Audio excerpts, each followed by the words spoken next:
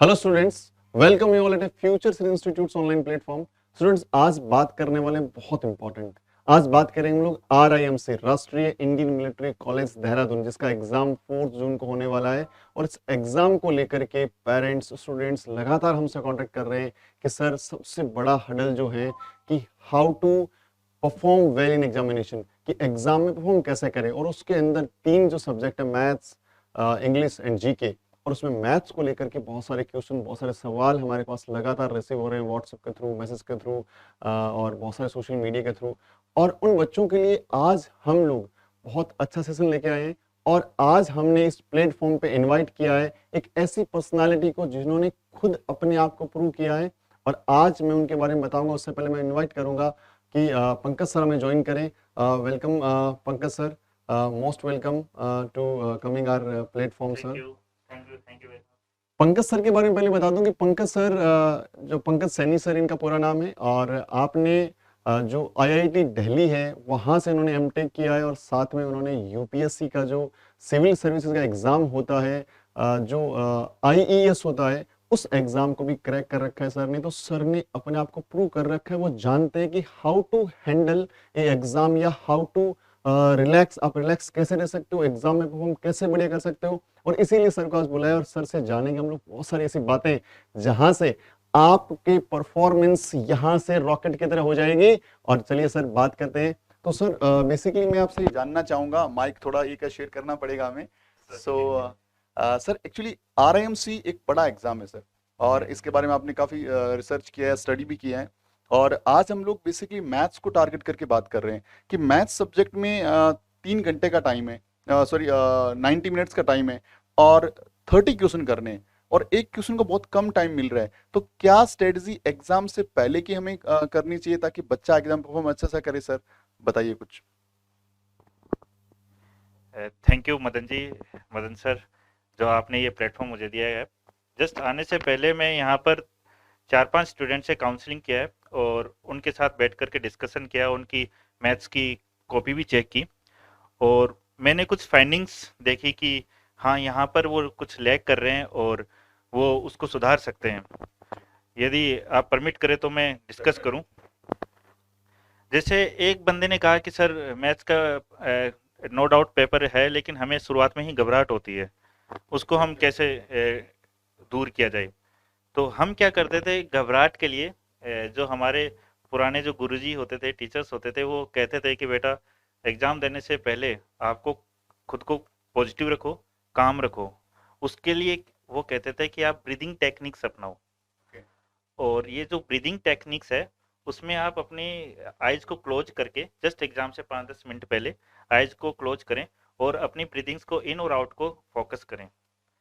4-5 minute ये करने के बाद लास्ट के 1-2 मिनट आपको ये बोलना है खुद के, अपने माइंड को आइज क्लोज रखते हुए कि यार, मैं जितनी मेहनत की है मैं अच्छा कर लूंगा, क्योंकि मैंने मेहनत की है और मैंने पॉजिटिवली सारे क्वेश्चंस करेक्ट किए हैं।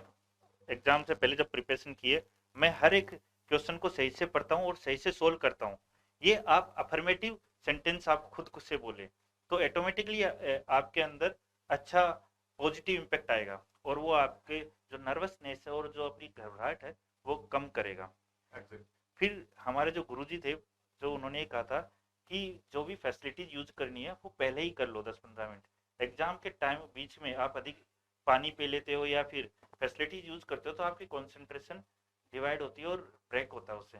उससे बड़ा उससे बड़ी काफ़ी दिक्कत होती है। तो ये हमारा सेकंड पॉइंट उन्होंने कहा। और फिर एग्जामिनेशन टाइम पे जब एग्जाम करते हैं, वहाँ पे बड़ी अच्छी बात कही उन्होंने। उन्होंने ये कहा कि बेटा, एग्जाम देते टाइम पर आपके जनरली कई सारे पोर्शंस होते हैं, कुछ बड़े मार्क्स के होते हैं, कुछ छोटे मार्क्स के होते हैं। तो वो उन्होंने कहा था कि जैसे सबसे पहले उस मेंढक को खा जाना चाहिए जो बड़ा, मतलब कहते हैं ना, सुबह सुबह उठ करके सबसे पहले टफ काम कर लेना चाहिए। तो कहते हैं कि उनका अलग स्टाइल था, हो सकता हो ये स्टूडेंट टू स्टूडेंट वेरी करे, बट उनके मैं कहूँगा कि उन्होंने मेरे लाइफ के अंदर बड़ा पॉजिटिव इम्पैक्ट दिया है।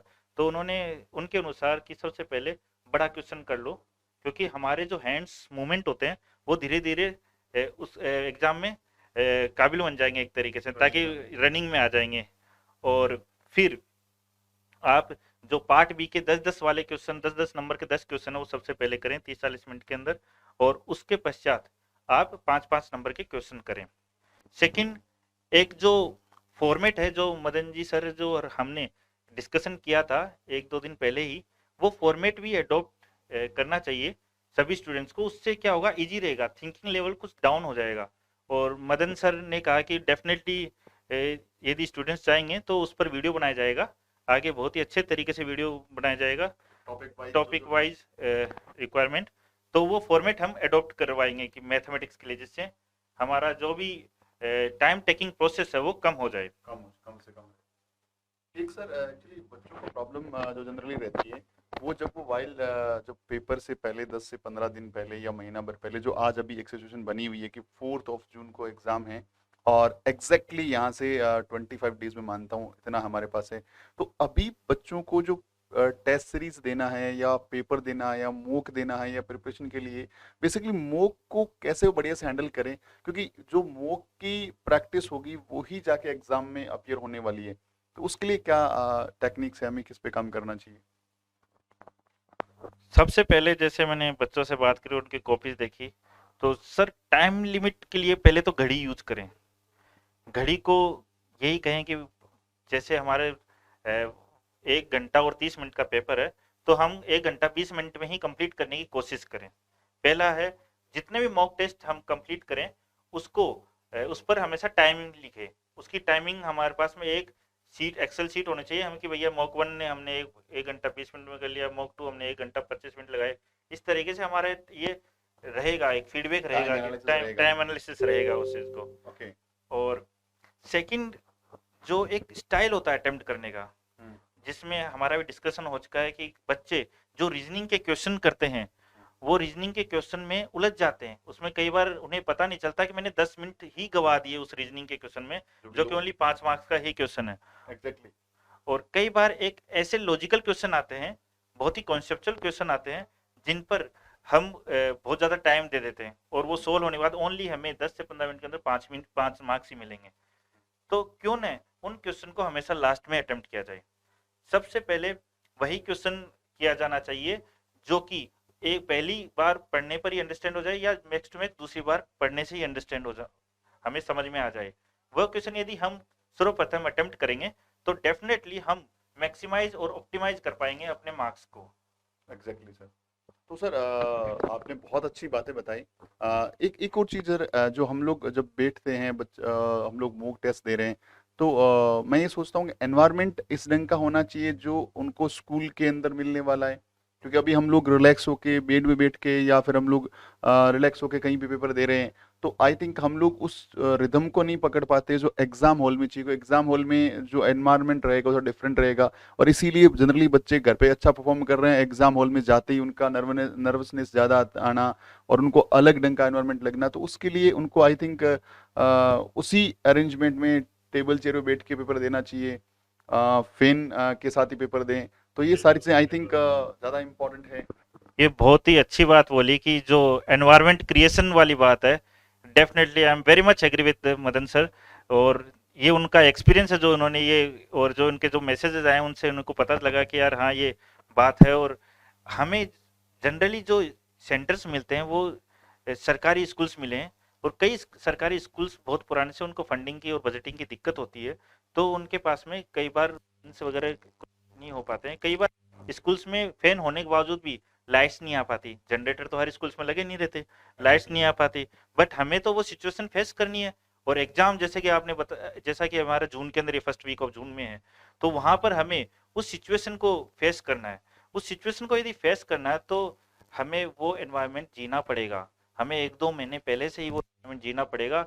हमें इवन कई बार तो बिना फैन ही आपको एग्जाम देना चाहिए, या मैक्स टू मैक्स कम से कम स्पीड पर फैन को चला करके एग्जाम देवें। और कई बार पानी की बोतल न रखते हुए बिना पिए प्यासे भी देने से, हालांकि ये मजाक लग रहा है, बट प्लीज ये करना उचित ही रहेगा अपने एग्जामिनेशन में तैयारी करने के लिए, अपन लोग बचा पाए। और टेबल कुर्सी पर बैठ करके एग्जाम देना चाहिए, फोकस के साथ एग्जाम देना चाहिए, और हर एग्जाम को ये सोच कर एग्जाम देना चाहिए कि ये मेरा RIMC का ही एग्जाम है। यदि सर हम उस एग्जाम को उस एग्जाम को फीलिंग के साथ नहीं देंगे तो आप कितनी भी प्रिपरेशन कर लो, आपका मॉक बेकार है, सब कुछ बेकार है। हमें वो फीलिंग जनरेट रखनी पड़ेगी। बिल्कुल हमें हर एक पेपर, हर एक दिन, हर एक सेकंड में लिए लड़ना होगा कि हम आरआईएमसी की तैयारी कर रहे हैं, और ये जो मेहनत कर रहे हैं, जो फ्यूचर इंस्टीट्यूट मेहनत कर रही है, उसके साथ लगन के साथ मेहनत करनी पड़ेगी, तभी वो फल संभव है। बिल्कुल सर, बहुत ही अच्छी चीज़ें बताई सर ने। सर इसके बाद एक पॉइंट और छूट जाता है, वो पॉइंट है मोक एनालिसिस। कि मोक तो हमने दे दिया, बच्चे मोक लगा रहे हैं, मोक लगा रहे हैं, एक दिन में 2-2 3 दिन मोक भी कर रहे हैं। कई बच्चों के ऐसे मैसेज भी रिसीव होते हैं कि सर हम लोग 4 मोक कर रहे हैं, मैथ्स के 4 पेपर बना रहे हैं सुबह लेकर शाम तक। मुझे पर्सनली ऐसा लगता है कि 4 की बजाय पर 1 बनाइए, लेकिन उसको एनालिसिस प्रोसेस बहुत अच्छी होनी चाहिए।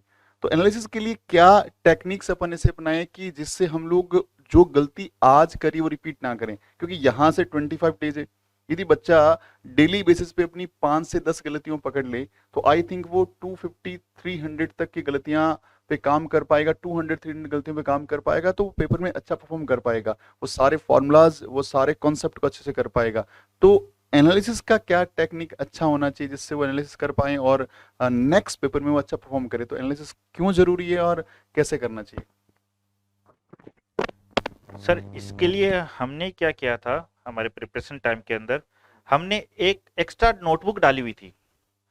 जनरली हम नोट्स बनाते हैं हमारी नोटबुक के अंदर, कोचिंग से ले लो या फिर अपने रेफरेंस बुक से बनाते हैं, बट एक टेस्ट सीरीज के लिए और मॉक टेस्ट सीरीज के लिए और पुराने पेपर्स के लिए हमने एक एक्स्ट्रा नोटबुक बना रखी थी।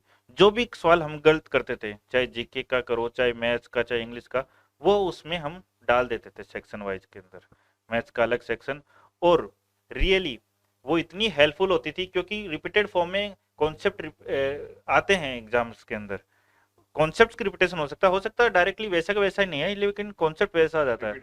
और यदि हमने 300 या 400 बार भी गलती करी और सपोज करो आपने 400 पेज भरे हैं और उनका वीकली आप रिवीजन कर रहे हो, अपनी गलतियों का रिवीजन करते हो, तो आप कम से कम दोहराओगे उस गलतियों को। और उसको यदि गलत नहीं करते हो आप एग्जाम में, तो उससे बड़ी खुशी की कोई बात ही नहीं है। और ये चीज भी ध्यान रखना चाहिए, जो अपनी गलती को बार बार गलती करता है वो सर उसकी चॉइस बन जाती है, या आपने चॉइस से वो गलती करी है, नहीं कि आपने मेहनत से गलती हुई, नहीं, आपने खुद चुना उस गलती को करने के लिए। तो बेटर है कि आप एक फीडबैक लूप सिस्टम क्रिएट करें, आप अपनी एक नोटबुक क्रिएट करें, जो भी नहीं आए मॉक के अंदर वो उसके अंदर राइट डाउन करें। बिल्कुल सर, एनालिसिस बहुत ज़्यादा ज़रूरी है। सर ने बताया कि जो भी पेपर आपने कंप्लीट किया, पेपर कंप्लीट करने के बाद उसके फीडबैक के लिए जितने मिस्टेक्स आपने करी है उनको राइट डाउन करिए। राइट डाउन करके पहले अपने बेस पे करने की कोशिश करें, और उसके बाद जिस भी इंस्टीट्यूट्स, टीचर से आप जुड़े हुए हैं वहाँ से कम्युनिकेट करें और चेक करवाएं कि हाउ टू इम्प्रूव इट। वो दैट्स मच इम्पॉर्टेंट, क्योंकि सर ने आईईएस का एग्ज़ाम, रिटन एग्ज़ाम क्वालिफाई किया हुआ है, तो सर को एग्जैक्टली पता है कि चीज़ों को कैसे, इतना बड़ा एग्जाम को हम लोग यहाँ पे डिस्कस कर रहे हैं। और आरआईएमसी में मानता हूँ छोटे बच्चे जो 7th का बच्चा है उसके लिए तो यूपीएससी जैसा एग्जाम ही है, क्योंकि उसको वो सारी चीज़ें परफॉर्म करनी है। और इस छोटी एज में जहाँ बच्चे आई थिंक थोड़ा सा जो स्कूल का सिलेबस ही कंपेरेटिवली कवर करते हैं, और यहाँ पे जब ये सिलेबस देखते हैं, मैथ्स का बहुत वाइड है, इंग्लिश का बहुत वाइड सिलेबस है, जीके भी बहुत वाइड है, तो ये एग्जाम उनके लिए I think just like a UPSC exam है। नहीं, डेफिनेटली जो 6th-7th स्टैंडर्ड के लिए ये जो एग्जामिनेशन है वो just like UPSC, IIT JEE, वही एक मैं रेफर करूंगा, क्योंकि आप जिस लेवल को फाइट कर रहे हैं उसका कोई मैच नहीं है। एग्जैक्टली। और रियली में जो हार्डवर्क रिक्वायरमेंट है वो उतना ही बराबर हार्डवर्क है जो हमने किया है, ये उतने ही आपको पढ़ाई की भी जरूरत होगी। ऐसा नहीं कि 2 घंटे में पढ़ाई से एग्जाम नहीं, यदि हमने 6-7 घंटे 8 घंटे पढ़ाई की है तो आपको भी 7-8 घंटे रेगुलर पढ़ाई करनी पड़ेगा। बिल्कुल सर, जो सर ने चीज़ें बताई है कि मैं उनको समराइज कर दूं थोड़ा सा, क्योंकि सर का बहुत कीमती समय हमने लिया, और सर लगातार हमसे जुड़े रहेंगे और फ्यूचर सीरीज इंस्टीट्यूट में आपको लगातार इनकी सर्विसेज मिलती रहेगी। एक तो सर ने बताया कि एग्जाम से पहले हमें हमारे मॉक को प्रॉपर एनवायरनमेंट के साथ दें, प्रॉपर जैसा एनवायरनमेंट आपको आगे स्कूल में मिलने वाला एक्सपेक्ट एनवायरनमेंट। सेकेंडली, फैसिलिटीज को इन बिटवीन एग्जाम में यूज करना ही नहीं है, ऐसा माइंड मेकिंग आप तैयार कर लें ताकि टाइम सेव कर पाए, टाइम का ही सारा खेल है। उसके बाद हमें एग्जाम के बाद मॉक देने के बाद उसका एनालिसिस प्रॉपर करें। एनालिसिस बहुत इंपॉर्टेंट होना चाहिए, उसकी नोटबुक बने, टीचर से हम लोग रेफरेंसेस लें, उसके बाद ये चीज़ें करें। उसके बाद एग्जाम हॉल में जाने से पहले हमें वो चीज़ें जो हमें पॉजिटिव करें, हमें एक पॉजिटिव एनवायरनमेंट दें। नहीं सिर्फ बाहर से स्माइल करते रहें, जबकि अंदर से स्माइल करें। जनरली बच्चे के बाहर से स्माइल करते घूमते, अंदर से डर लग रहा होता है उनको, वो चीज़ ना करें। क्योंकि आपको अभी सर ने बताया कि हर एग्जाम को RIMC का एग्जाम मानना है। घर में जब आप बैठ के पेपर कर रहे हो ना, जस्ट फील और बिहेव लाइक कि आपको RIMC का एग्जाम ही दे रहे हो, ताकि आप डेली बेसिस पे बोलोगे ना यस मैं दे रहा हूँ, फाइनल पेपर है फाइनल पेपर है, तो क्या होगा कि फाइनल पेपर का जो फियर है दिमाग से निकल जाएगा और आप आराम से परफॉर्म कर पाओगे। और उसके बाद एग्जाम हॉल में जाने के बाद आपको जो सेक्शन वाइज अटेंड करना है, जैसा कि हम सोचते हैं, हर बच्चे का अपना अपना अलग हो सकता है, कि हम ये सोचते हैं कि सेक्शन बी पहले करें ताकि वो 100 मार्क्स का जो पेपर है ओनली 10 क्वेश्चन से बना सकते हैं हम लोग, और उसको 30 to 40 मिनट्स में कर लें। और रिमेनिंग जो सेक्शन ए है उसके लिए हमारे पास टाइम भी है और इतना कॉन्फिडेंस भी है कि I have complete my half paper. That's why उसको इजी रहेगा कि वो आगे वाले क्वेश्चंस को जल्दी जल्दी पिक कर पाएगा। और सर ने बताया कि रीजनिंग के जो क्वेश्चंस एकदम लास्ट में करें, क्योंकि वो आपके कहीं ना कहीं वो जो बीच में चेक करता है कि बच्चा कितना मतलब प्रॉब्लम्स को फेस कर पा रहे हैं और कितना उसको अच्छे से हैंडल करता है।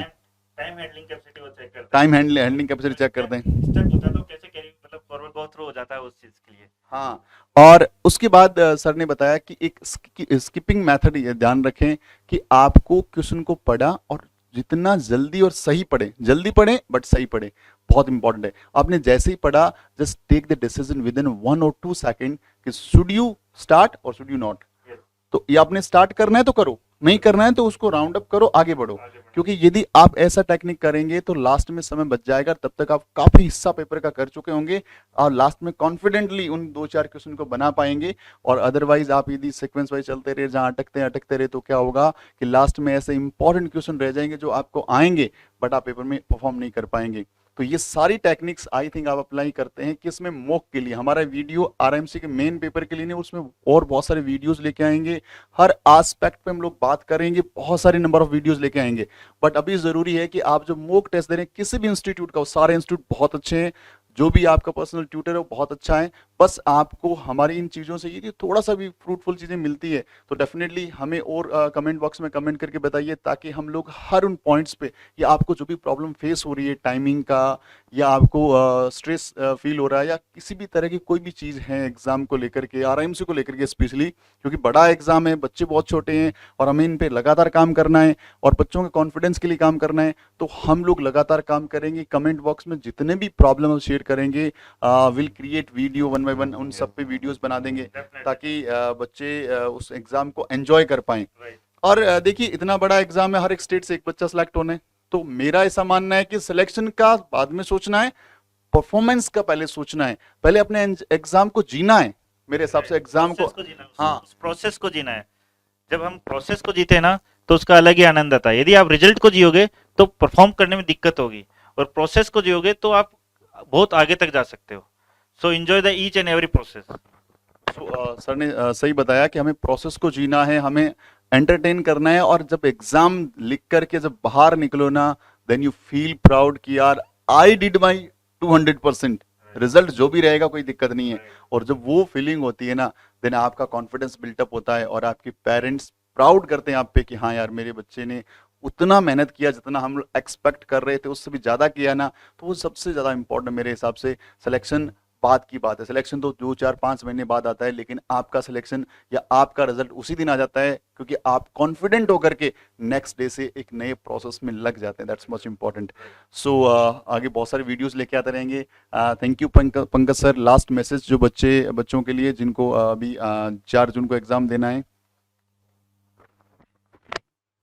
आपके जो शॉर्ट्स नोट्स है और जो भी आपके जो फीडबैक यदि आपने बना रखे हैं, जो पुराने पेपर्स के जो हैं, वो आप रेगुलर उसको रिवीजन करें, और पुराने पेपर्स को एक बार टाइम लिमिट के साथ में 3-4 साल के पेपर्स कंप्लीट करके जावें। टाइम लिमिट ये ध्यान जरूर रखना, पुराने पेपर्स एक बार कंप्लीट करके जाएं। Thank you Pankaj sir. Lastly जो सर का मैसेज है बहुत ही प्यारा है कि हमें टाइम लिमिट को ध्यान में रखते हुए प्रीवियस ईयर के पेपर्स को डिस्कस करना है, करके देखना है और टाइम का विशेष तौर से ध्यान रखना है। सो इस ढंग के और बहुत सारे वीडियोस लगातार लेके आते रहेंगे। Thank you Pankaj sir for being here and most welcome, और such a great session is there, और मुझे लग रहा है कि हमारे बच्चे भी इस सेशन को एंजॉय करेंगे। और बच्चों आज आप हमें कमेंट करके बता सकते हैं कैसा लगा सेशन, और बहुत सारे वीडियोस आपके लिए लेके आते रहेंगे पढ़ाई के साथ साथ, और बहुत सारे ऐसे फ्री वीडियोस लेके आएंगे जिसमें हम बहुत सारे क्वेश्चंस यहाँ डिस्कस करेंगे, बहुत सारे मैथ्स के, इंग्लिश के और जीके के बहुत सारे वीडियोस लगातार अपलोड करेंगे। तो चैनल को सब्सक्राइब नहीं किया तो सब्सक्राइब कर लीजिए, क्योंकि ये चैनल आपको इन्फॉर्मेटिव वीडियोस के साथ साथ एजुकेशनल वीडियोस भी देता है और बहुत सारी चीजें आपके लिए अवेलेबल कराता है। So thanks for watching video, have a great day, wishing you very all the best and जय हिंद।